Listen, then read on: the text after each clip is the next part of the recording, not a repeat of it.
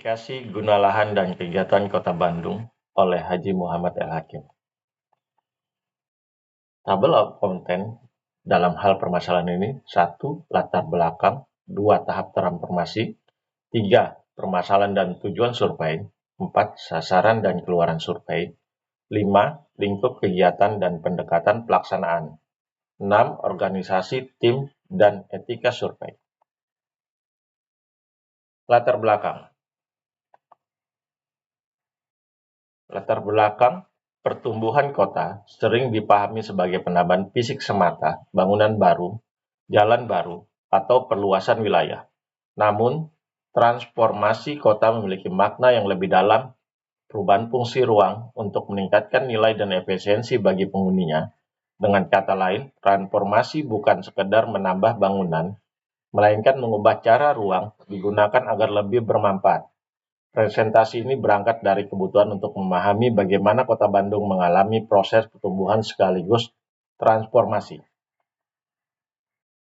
Tahapan transformasi.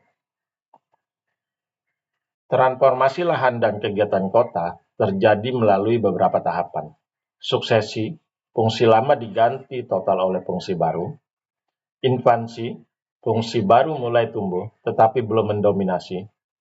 Dominasi, fungsi baru mendominasi fungsi lama.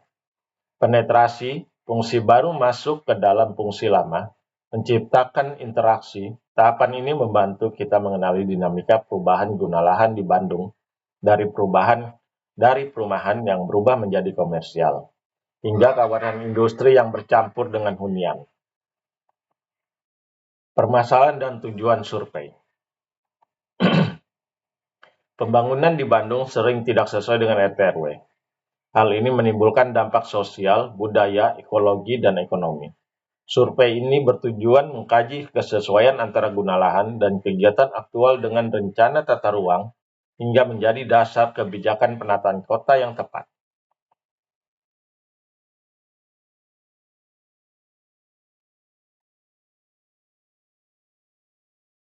Sasaran dan keluaran survei.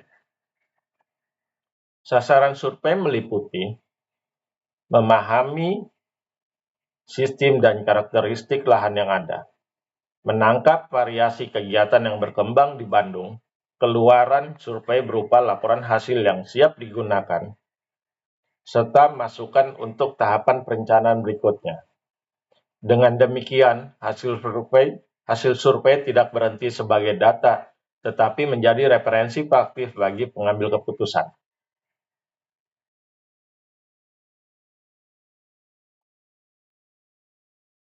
Lingkup dan kegiatan pendekatan.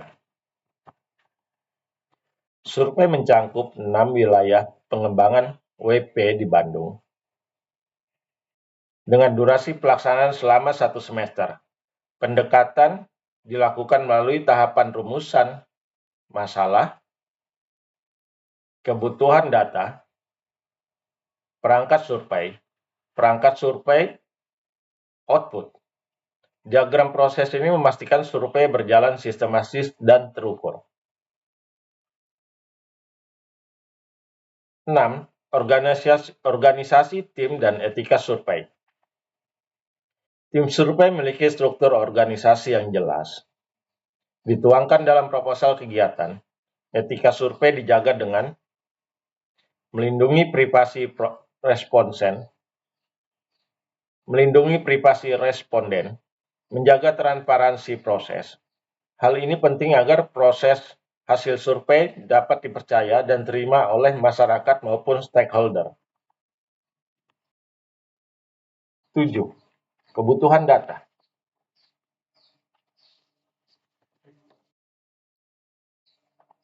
Data yang digunakan terdiri dari data primer, observasi langsung dan wawancara dengan pihak terkait dengan izin resmi, data sekunder, peta, statistik, dan citra satelit. Kombinasi keduanya memberikan gambaran menyeluruh tentang kondisi aktual dan tren pengembangan.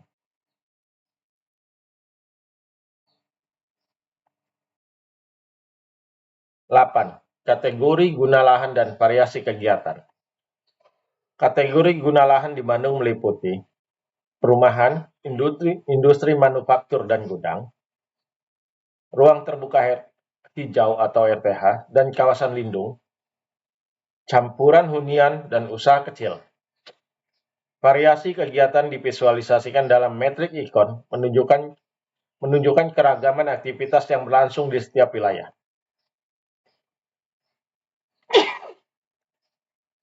Indikator kesesuaian dan temuan.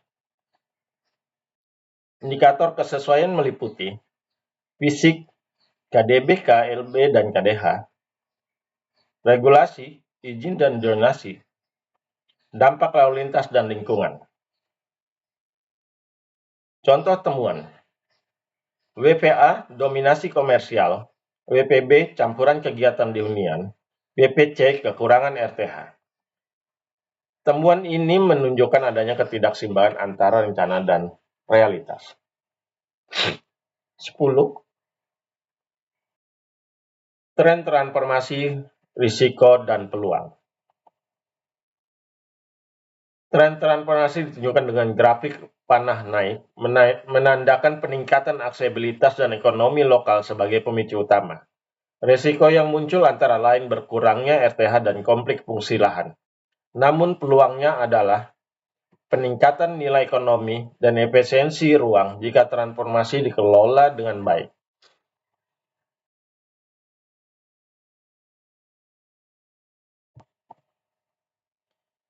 Sebelas. Rekomendasi. Checklist tindakan meliputi memperbarui peta zonasi sesuai kondisi terkini, menertibkan fungsi lahan yang tidak sesuai, melakukan audit data, dan peningkatan komunikasi publik. Rekomendasi ini berfungsi praktis dan dapat segera diimplementasikan oleh pemerintah maupun stakeholder. 12 kesimpulan. Identifikasi guna lahan yang tepat akan meningkatkan efisiensi sekaligus memberikan manfaat sosial. Roadmap tindak lanjut mencangkup verifikasi lahan dan konsultasi dengan stakeholder. Dengan langkah ini, hasil survei tidak berhenti di atas kertas, tetapi menjadi dasar aksi nyata. Terima kasih sudah menonton.